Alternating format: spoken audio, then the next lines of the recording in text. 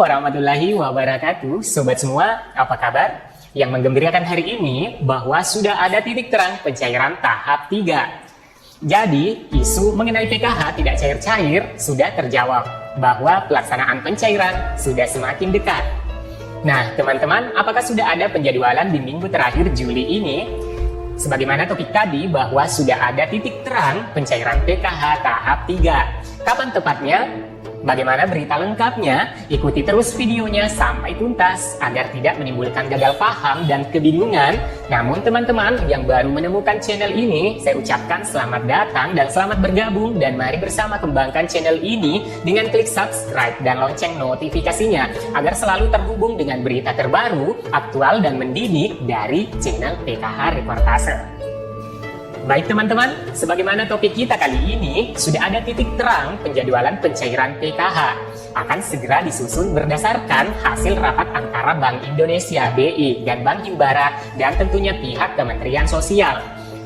Intinya, dari hasil rapat tersebut, sebagai tindak lanjut, Bank Indonesia siap dan akan segera melakukan transfer ke rekening KPM. Wah, ini kabar yang tentunya teman-teman nantikan. Semoga informasi ini mengobati rasa penasaran teman-teman mengenai PKH tahap 3 yang pencairannya terasa lelet atau lambat loading ya teman-teman.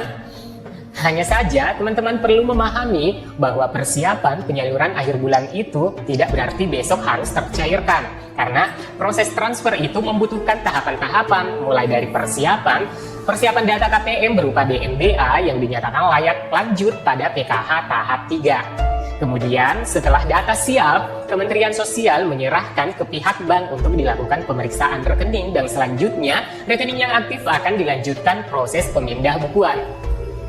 Nah, yang perlu teman-teman ketahui bahwa pihak Kementerian Sosial itu telah menganggarkan untuk bansos dari alokasi APBN untuk tahun 2022.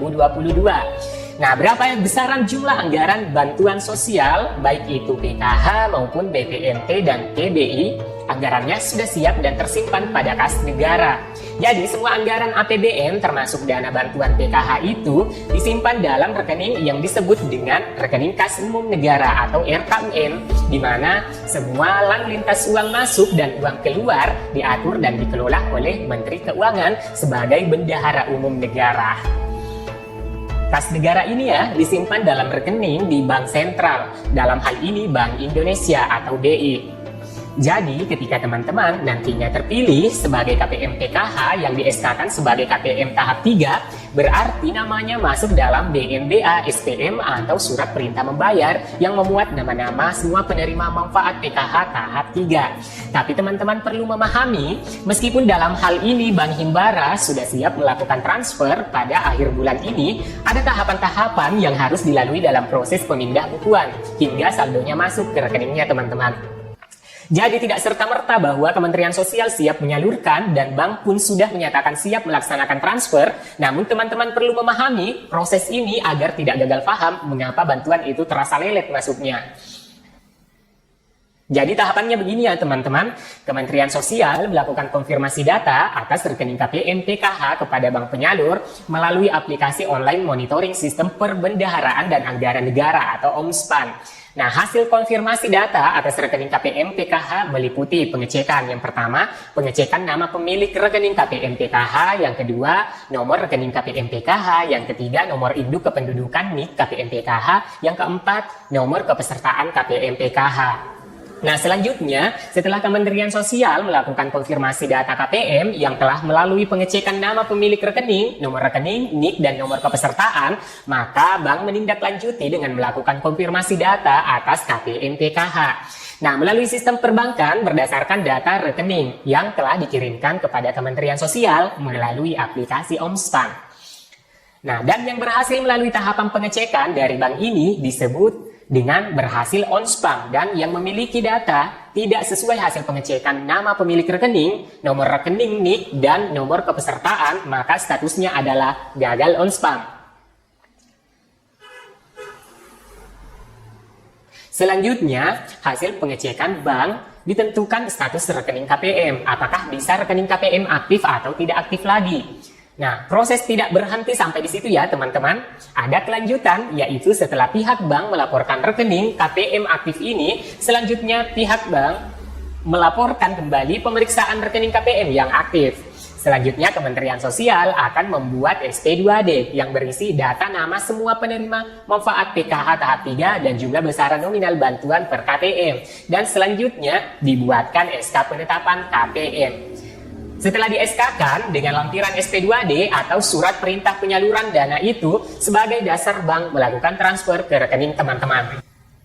Jadi, yang diisi itu adalah rekening aktif. Jadi, yang tidak aktif rekeningnya tidak akan dilakukan transfer meskipun sudah berhasil on spam. Ini dikarenakan rekening pasif ketika KPM tidak memanfaatkan bantuannya atau tidak pernah melakukan transaksi pada jangka waktu tertentu, biasanya bank menetapkan jangka waktu 3 bulan. Dan jika tidak digunakan transaksi satu tahap sejak saldo bantuan PKH masuk. Jadi, teman-teman, jika bermaksud ingin menabung, ketika saldo PKH-nya masuk, lebih baik saldo rekeningnya ditarik saja semua, lalu ditabung ke rekening lain. Nah, coba bayangkan teman-teman, ada 10 juta KPM PKH dan 18,8 juta KPM BPNT yang harus dicek satu persatu melalui aplikasi OnSpam. Dan karena banyaknya data yang mencapai 10 juta, sehingga keluarnya pun bergelombang yang diistilahkan dengan termin. Jadi, jika sudah ada yang cair, teman-teman tidak perlu juga langsung cek saldo, jadi tidak ada istilahnya kenapa bansos itu lalot. Karena memang begitulah standar bakunya sesuai peraturan perundang-undangan dalam penggunaan anggaran negara. Nah, ini barusan ada konfirmasi dari staf pusat bahwa Kementerian Sosial telah siap menyalurkan bansos akhir minggu ini. Akan tetapi, dengan terjadinya perubahan SOTK dalam Kementerian Sosial dan sudah menghapus Dirjen TFM, maka penyaluran akan dilakukan setelah ada juknis atau istilahnya petunjuk teknis, dan biasanya juknis akan selesai dalam 2 hingga 3 hari. Jadi, jika hari ini juknis sudah dipersiapkan, maka bisa saja penyaluran baru dimulai pada pekan pertama bulan Agustus. Dan mengingat hari ini sudah masuk tanggal 27 Juli, sedangkan tanggal 30 dan 31 Juli adalah hari libur kerja. Belum lagi proses pentransferan bagi KPM yang ada namanya dalam SP2D juga sangat membutuhkan sekitar 1 hingga 3 hari kerja. Jadi teman-teman tetap bersabar saja sambil cek namanya pada cek bansos, karena nama yang masuk SP2D itu akan terbaca pada tautan cek bansos. Apakah teman-teman sebagai penerima pada periode salur tahap ketiga, atau tunggu informasi dari pendampingnya, karena informasi paling akurat itu adalah informasi dari pendamping. Harap itu dicatat ya teman-teman. Belum tentu di daerah A sudah cair, lantas di daerah teman-teman juga ikut cair. Dan daripada bolak-balik ATM, sebaiknya tunggu kabar dari pendamping, dan KPM harus melaporkan transaksinya ke pendamping. Karena tugas pendamping itu diserahi tanggung jawab untuk melaporkan penyaluran dan penarikan dana PKH ke Kementerian Sosial. Baik teman-teman, demikian video kali ini, kabar yang menggembirakan hari ini bahwa sudah ada titik terang pencairan tahap 3. Semoga berita ini bermanfaat. Jangan lupa share ke media sosial teman-teman, agar informasi ini bisa diketahui secara luas. Bagi teman-teman yang sudah subscribe, saya ucapkan terima kasih banyak. Dan saya Amran dan seluruh kerabat Info Bansos undur diri. Wassalamualaikum warahmatullahi wabarakatuh.